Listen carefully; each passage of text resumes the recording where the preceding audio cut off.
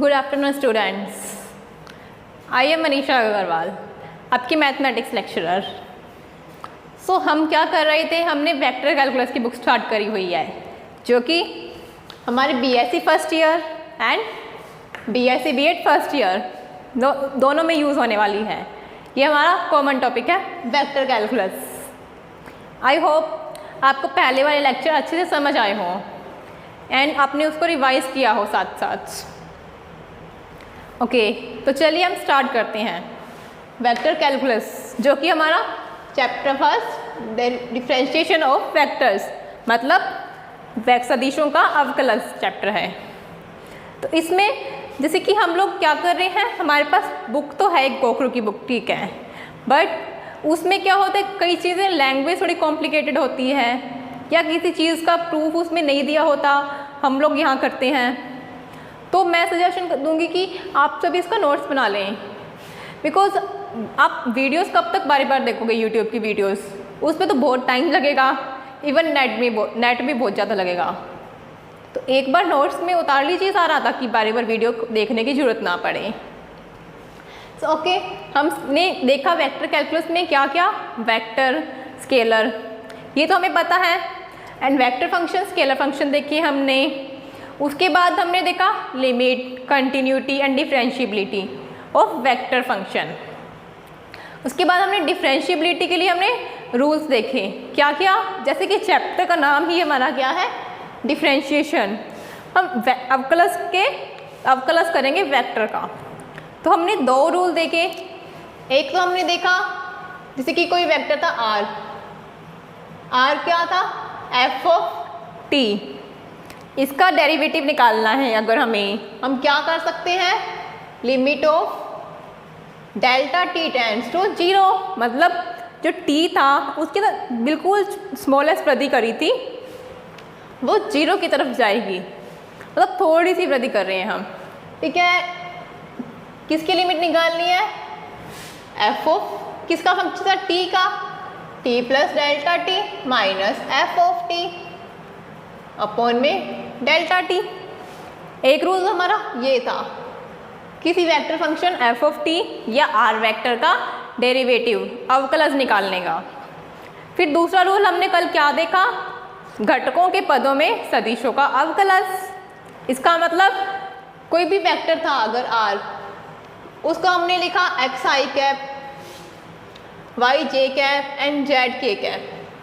तो अब हमें क्या करना है, डेरिवेटिव करना है अवकलज आर वेक्टर का, किसके रिस्पेक्ट में, टी के। क्यों, क्योंकि आर किसका फंक्शन है, टी का। तो हम क्या करेंगे, इस पूरे का डेरिवेटिव करना है, मतलब हम अलग अलग घटकों का, अलग अलग कंपोनेंट्स का डेरिवेटिव अवकलज करते हैं। हम क्या करेंगे, D X divides D T plus D Y divide D T and plus D Z divide D T and हाँ I cap, J cap, K cap साथ के साथ चल रहे हैं। तो हम या तो इस मेथड से कर सकते हैं, या जो उनको अलग अलग कंपोनेंट्स में लिखा हुआ है तो उन कंपोनेंट्स का हम डेरिवेटिव कर सकते हैं, जहाँ पर x and y and z तीनों ही t के फंक्शन है। जैसे हमने कहा देखा था, x को हम xt, y को yt, z को zt लिख सकते हैं। ये देखा था हमने, मतलब कोई भी वेक्टर का डेरिवेटिव करने के दो मेथड है। उसके बाद हमने देखा कांस्टेंट वेक्टर, वो क्या होता है, अचर सदिश। अचर मतलब फिक्स, एक पॉइंट पे फिक्स हो जाए, इसकी वैल्यू चेंज नहीं कर सके हम, जैसे कभी 2 कभी 3 ऐसे नहीं, फिक्स है, एक 2 है 2 ही है हमेशा, ताउम्र 2 है ऐसे। तो हम एक कांस्टेंट वेक्टर क्या होता है, पहले तो वेक्टर क्या होता है, जिसका मैग्नीट्यूड एंड डायरेक्शन दोनों होती है, बट हमें कांस्टेंट चाहिए, मतलब फिक्स। तो इसका वेक्टर मैग्नीट्यूड एंड डायरेक्शन दोनों कांस्टेंट होगी, मतलब अचर होगी, ना ही इसका मैग्नीट्यूड कभी चेंज होगा, ना ही इसका डायरेक्शन कभी चेंज होगी, वो होगा हमारा कांस्टेंट वेक्टर। अगर एक भी चीज़ चेंज हो रही है, मतलब अगर ये मूव कर रहा है कभी भी, डायरेक्शन इसकी चेंज हो रही है, तो इसको हम कांस्टेंट वेक्टर नहीं कहेंगे। या इसका मैग्नीट्यूड चेंज हो रहा है, बट डायरेक्शन फिक्स है, तब भी वो कांस्टेंट वेक्टर अचर सदिश नहीं होगा। ठीक है, तो उसके बाद हमने क्या देखा, हमने देखा अवकलज।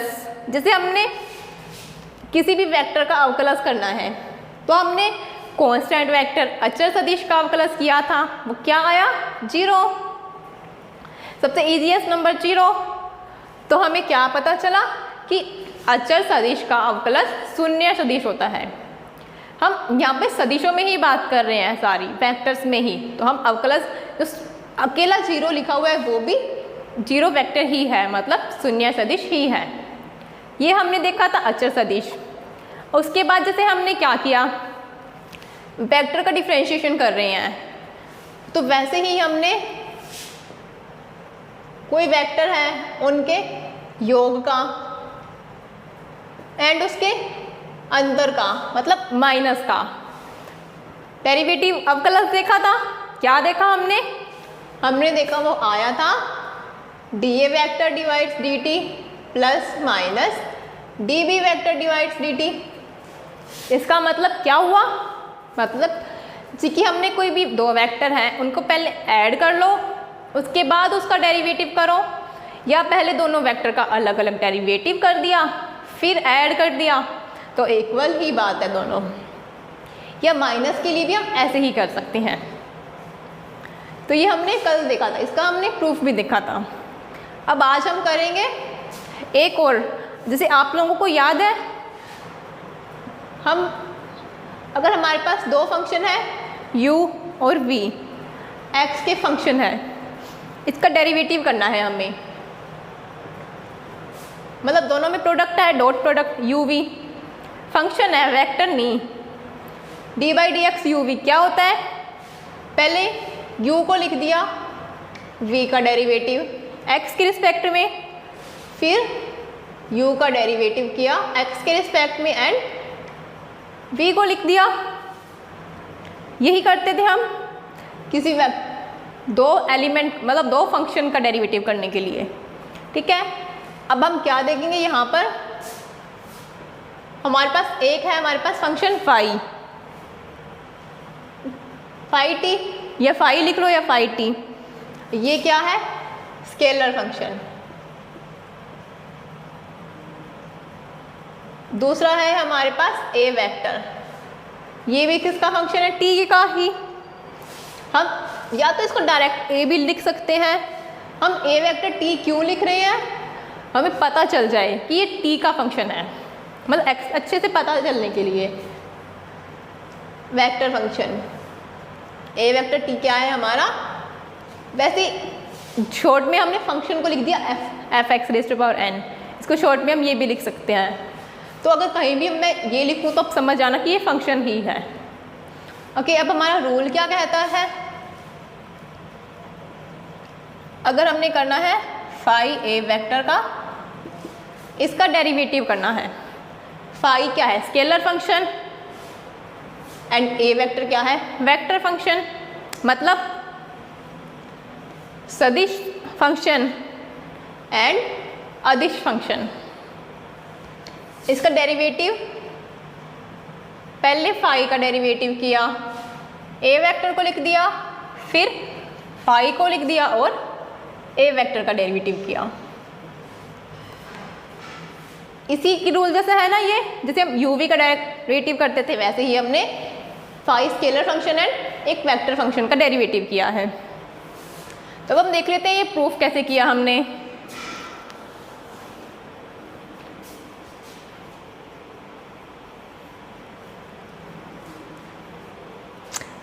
इसके लिए हमने जैसे कि हमारा रूल स्टार्टिंग हमने कैसे करनी है, इसका डेरिवेटिव करना है हमें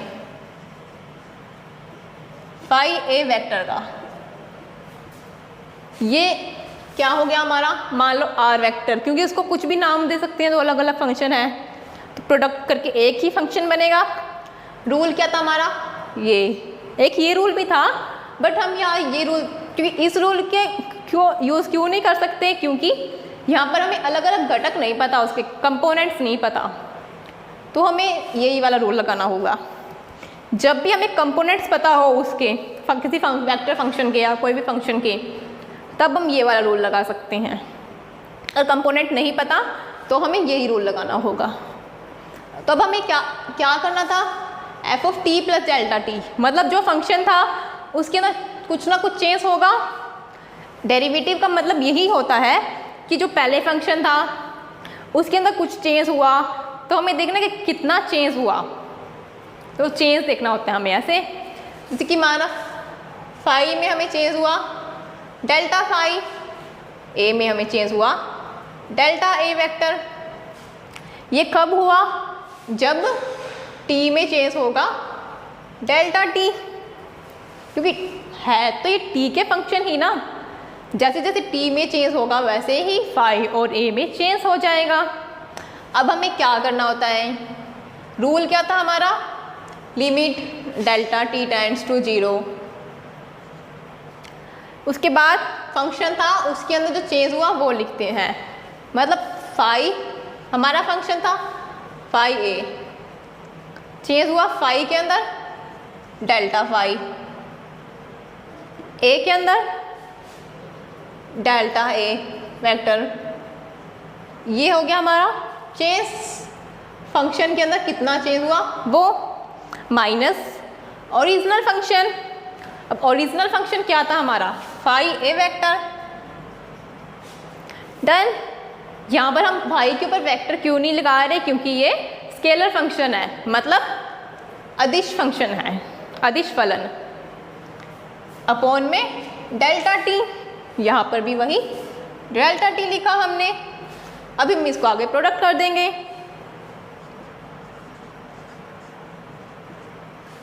प्रोडक्ट करके देखिए क्या आता है।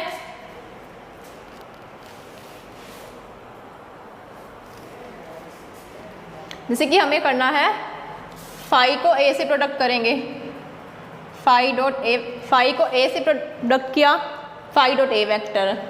अब फाई को करेंगे डेल्टा ए वेक्टर से प्रोडक्ट, हमारे पास आएगा phi dot delta A vector. यहाँ पर चाहे डॉट लगाओ या चाहे ना लगाओ, ऑब्वियस समझ रहे हैं कि ये मल्टीप्लिकेशन ही है, तो यहाँ पर भी मत लगाओ।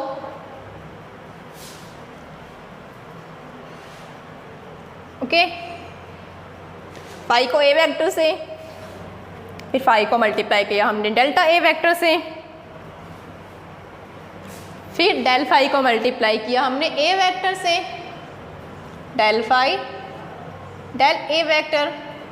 डॉट वैसे ऑब्वियस लगा रहे हैं हम, क्योंकि डॉट प्रोडक्ट नहीं है ये, याद रखना, क्योंकि हमारे पास एक तो स्केलर फंक्शन है, एक वेक्टर फंक्शन है, तो डॉट प्रोडक्ट तो हो ही नहीं सकता। ये नॉर्मल प्रोडक्ट है, सिंपल, जैसे कि 2 गुना 3, 3 गुना 4 ऐसे करते ना, वैसे वाला। उसके बाद डेल फाई को हमें मल्टीप्लाई करना है डेल्टा ए वेक्टर से, तो del phi dot delta A vector. इसको और इसको आपस में मल्टीप्लाई कर लिया, गुना कर लिया, तो हमें ये मिल गया।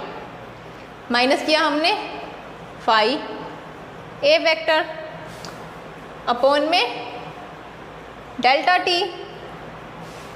अब फाई ए वेक्टर से फाई एक वेक्टर कैंसिल हो गया, क्या बचा, limit delta T tends to 0 phi dot del A vector plus del phi dot del A vector plus, sorry कुछ कर, यहाँ पर ए वेक्टर आएगा, क्योंकि डेल फाई को हम ए वेक्टर से मल्टीप्लाई कर रहे हैं, फिर डेल फाई को डेल ए वेक्टर से। फाई ये तो कैंसिल ही हो गया, बचा क्या, phi dot del A vector and del phi dot A vector plus del phi dot del A vector upon में डेल्टा टी। ओके, अब हमें क्या देखना है, जैसे जैसे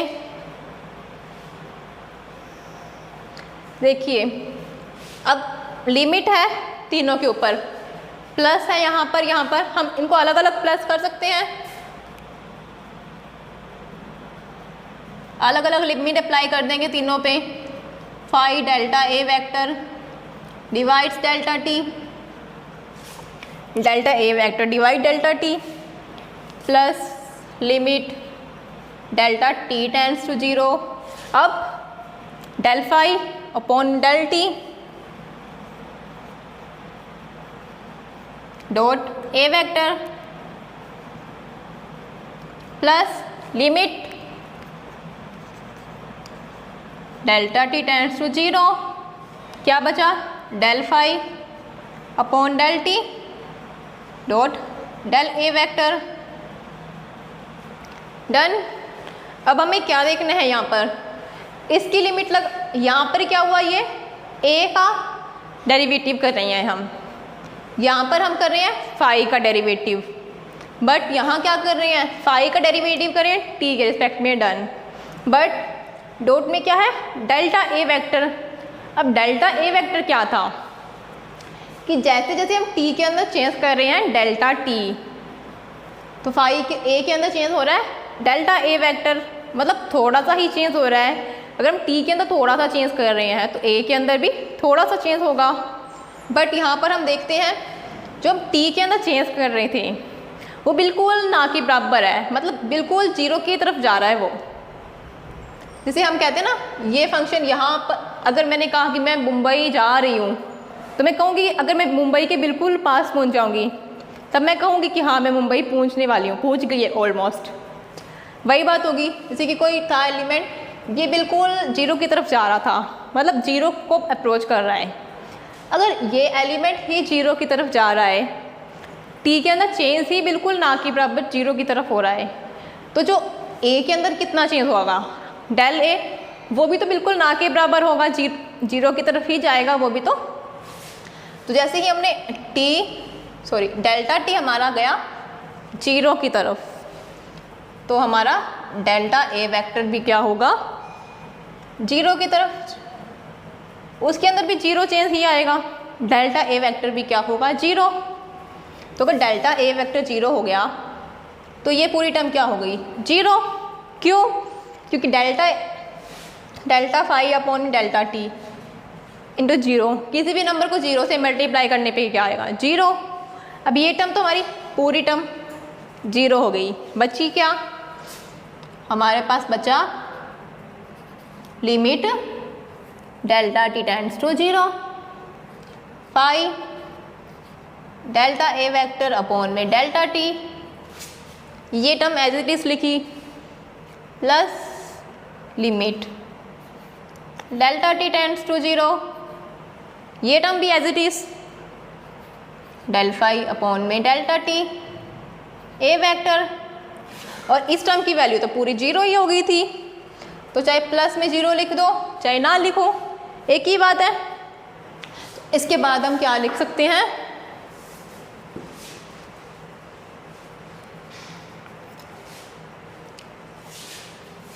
ये एक अलग मेथड है, ये तो हमने डायरेक्ट किया, इसके अब आगे वाला प्रोसीजर यहाँ पर लिखा हुआ है।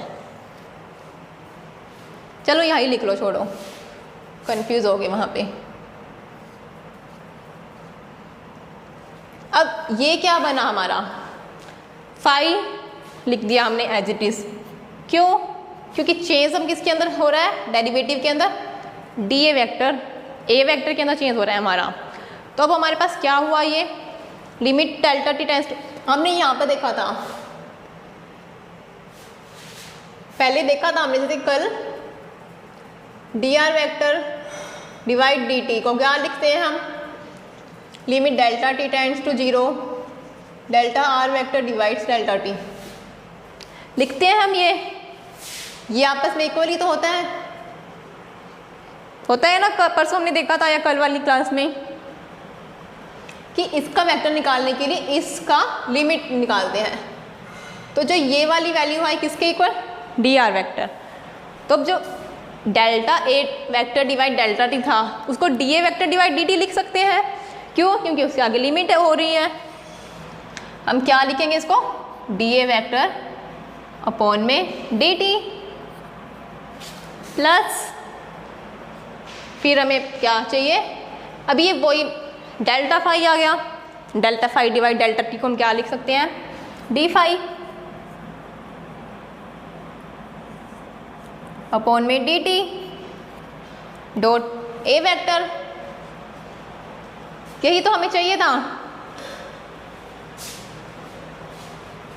मतलब phi scalar function, A vector vector function, इसका डेरिवेटिव करना है हमें प्रोडक्ट का।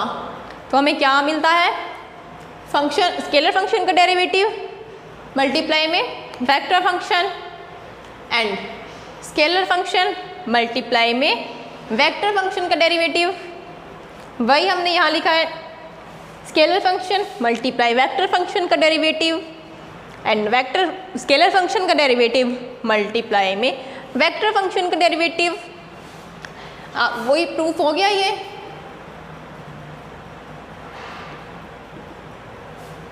इसका प्रूफ हमने ये देख लिया।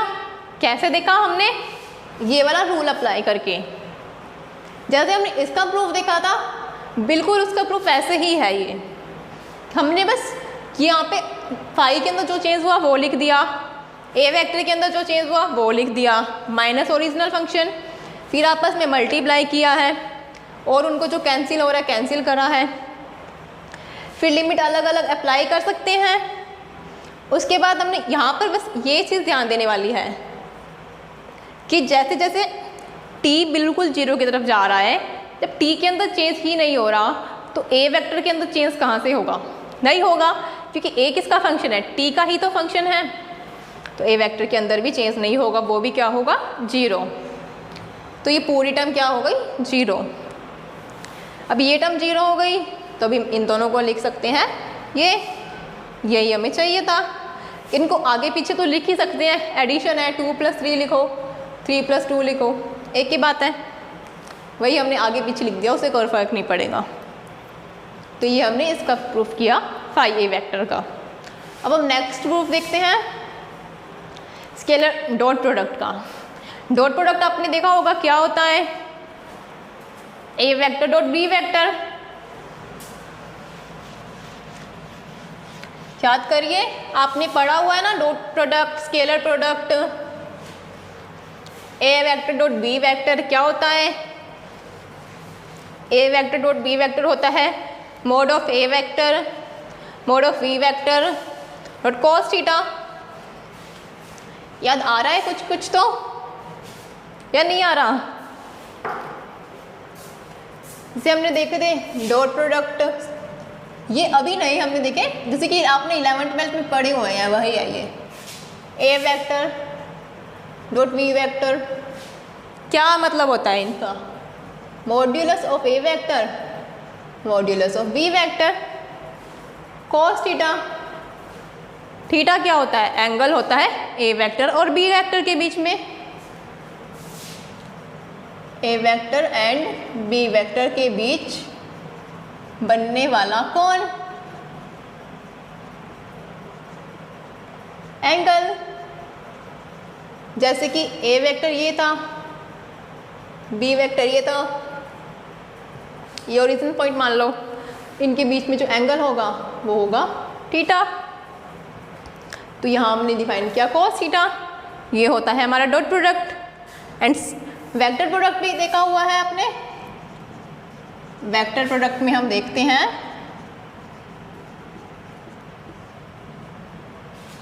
ए वेक्टर क्रॉस बी वेक्टर। इसमें क्या करते थे हम, इसमें करते थे mod of A vector. Mod of A vector का मतलब मैग्नीट्यूड, ए वेक्टर का magnitude sine theta dot N cap. Theta क्या होता था, वही ए वेक्टर और बी वेक्टर के बीच बनने वाला कोण। एन कैप क्या होता था, A vector and B vector के तल के लंबवत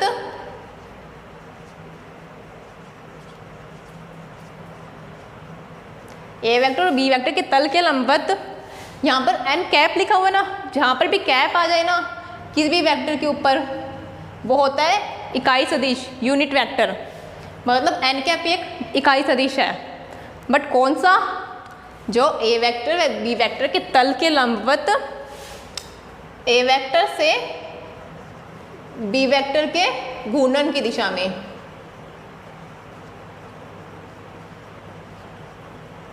दिशा में इकाई सदिश।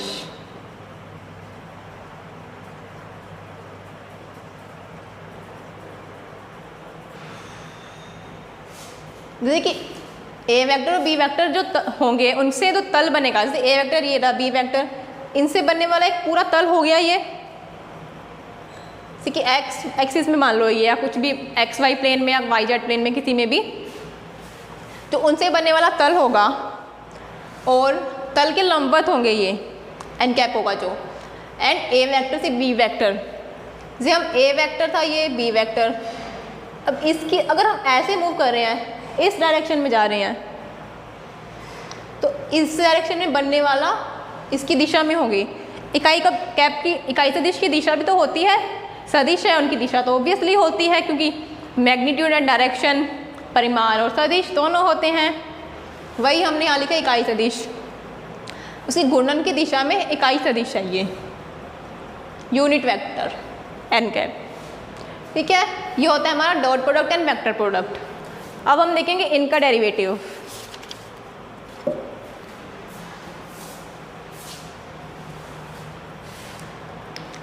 इनके डेरिवेटिव के लिए हम क्या देखते हैं,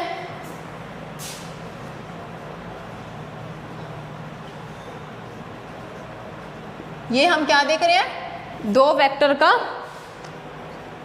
डॉट प्रोडक्ट का अवकलज। अब ये क्या होगा, ये भी वैसे ही ए वेक्टर को डेरिवेटिव बी मल्टीप्लाई में बी, बट यहाँ पर हमने ध्यान रखना है ये बी वेक्टर आएगा, डॉट प्रोडक्ट आएगा। क्यों, पहले वाले में हम क्या कर रहे थे, स्केलर और वेक्टर का प्रोडक्ट, अब उसके अंदर तो डॉट प्रोडक्ट का मतलब ही नहीं। क्यों, क्योंकि डॉट प्रोडक्ट तो हम दो वेक्टर के बीच करते हैं, बट यहाँ क्या देखते हैं हम, यहाँ पर इसलिए दो वेक्टर हैं, ए वेक्टर भी है और बी भी वेक्टर है।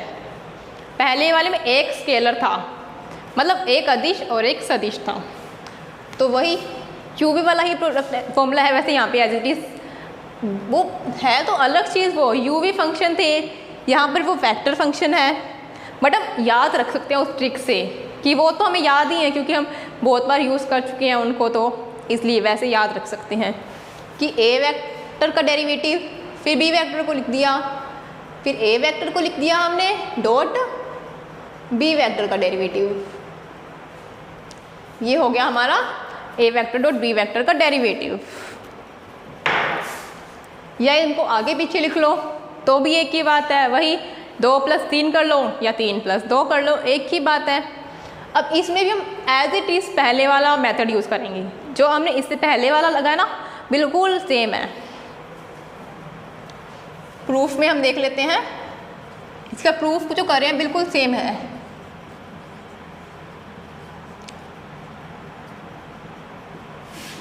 क्या करना होता है, starting limit delta T tends to 0, उसके अंदर चेंज जितना होगा, जैसे यहाँ हमने देखा ए, अगर टी के अंदर चेंज हो रहा है डेल्टा टी, ए वेक्टर के अंदर चेंज होगा delta A vector, and B vector के अंदर चेंज होगा डेल्टा बी वेक्टर। तभी हम डेरिवेटिव अवकलज की बात करेंगे, वही चेंज हो रहा है। हम क्या लिखेंगे, ए वेक्टर के अंदर change delta A vector, dot product क्योंकि डॉट प्रोडक्ट कर रहे हैं, बी वेक्टर के अंदर चेंज डेल्टा बी, डन। जितना चेंज हो रहा है वो माइनस ओरिजिनल फंक्शन, क्या था original function, A vector dot B vector.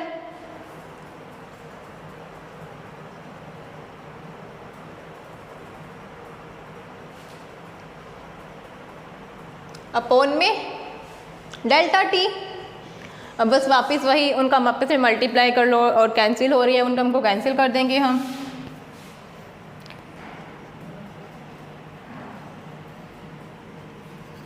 A vector dot B vector, A vector का प्रोडक्ट किया डेल पी वेक्टर के साथ, फिर डेल ए वेक्टर का प्रोडक्ट किया बी वेक्टर के साथ, फिर डेल ए वेक्टर का प्रोडक्ट किया डेल बी वेक्टर के साथ, minus A vector dot B vector, upon में डेल्टा टी। अब यहाँ पर A vector dot B vector से ये कैंसिल आउट हो रहे हैं, तो अब हमारे पास क्या बचा,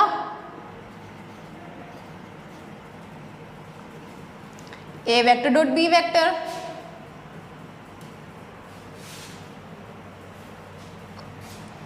A vector dot B vector, तो A vector dot del B vector plus del A vector dot B vector plus del A vector dot del B vector upon में क्या बचा, डेल टी। ये वही सेम प्रोसीजर है ना जो हमने पहले किया है। अब हम इनको अलग अलग लिमिट अप्लाई कर सकते हैं इन पे। क्या होगी वो,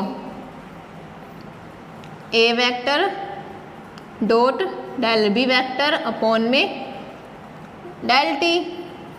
अब हम जो डेल टी था वो सिर्फ डेल बी के अंदर था, क्यों, क्योंकि हम बी वेक्टर के अंदर चेंज हो रहा है, डेल बी बी वेक्टर के अंदर चेंज है। ए वेक्टर तो सेम ही लिखा हुआ जो हमारा ओरिजिनल वेक्टर था, वैसे ही हम लिखेंगे plus limit del T tends to 0।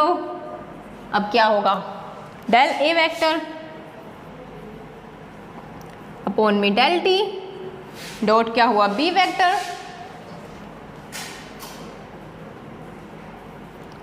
Plus क्या हुआ हमारा, limit del T tends to 0, क्या हुआ, डेल ए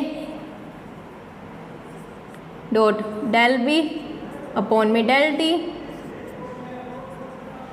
सही है ना, हमने कुछ नहीं किया, वही इसको इसके अंदर ऐड किया है इनको और इसकी लिमिट लगाई है। अब यहाँ पे देखिए वही del A vector dot del B vector upon में डेल टी। इसको हम ऐसे भी लिख सकते थे कि डेल ए वेक्टर अपॉन में डेल टी कर लेते हैं, डॉट डेल बी लिख लेते हैं, एक ही बात है। क्यों, क्योंकि हमारी टर्म तो ये 0 ही हो जाएगी।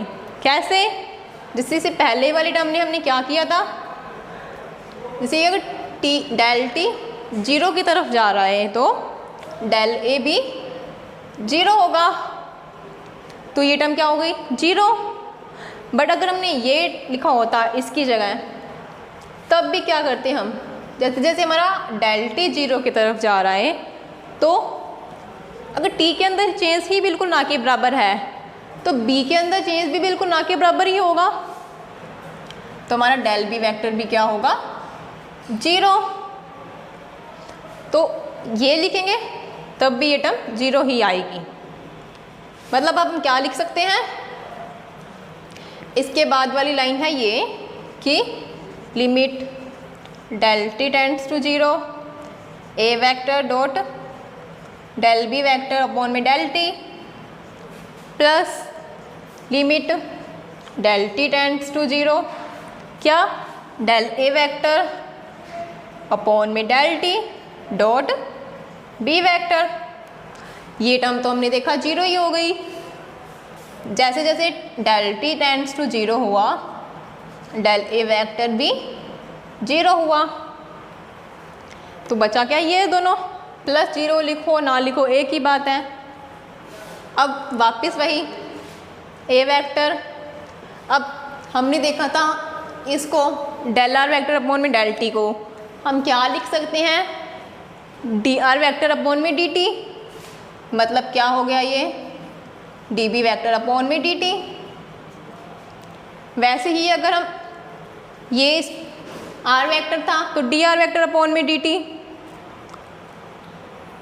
तो वो हो गया डी ए वेक्टर अपॉन में डी टी। क्यों, क्योंकि इसकी लिमिट क्या होगी, D A vector del T vector upon में डेल टी की लिमिट अप्लाई करने पे डी ए वेक्टर अपॉन में D T dot B vector. ये बिल्कुल वही है जो हम काफ़ी टाइम से यूज़ करते आ रहे हैं, इन चीज़ों को तो हम बहुत बार यूज़ कर चुके हैं। क्या आया, यही तो हमें चाहिए था। ए वेक्टर का डेरिवेटिव फिर डॉट बी वेक्टर ये term, and A vector dot B vector का derivative, A vector dot B vector का डेरिवेटिव। मतलब हमने क्या किया, A vector dot B vector का डेरिवेटिव किया तो हमें ये टर्म मिल गई। यही हम प्रूफ करना चाहते थे। मतलब अब क्या कर रहे हैं, डेरिवेटिव कर रहे हैं वेक्टर का। तो इसके लिए हमने क्या क्या किया है, हमें 2 रूल चाहिए, इस रूल का खैर अभी तक हमने यूज़ किया नहीं है, आगे एग्जाम्पल्स में यूज़ कर लेंगे, अब तक हम इसका यूज़ कर रहे हैं। तो इस रूल के अकॉर्डिंग हमें जो हमने प्रूफ किए हैं 2-3 ये पॉइंट्स वैसे ही किए हैं कि हमने क्या क्या किया। पहले तो दो वेक्टर का एडिशन जो कि हमने कल देखा था, एंड सब्ट्रैक्शन योग और अंतर उनका अवकलज।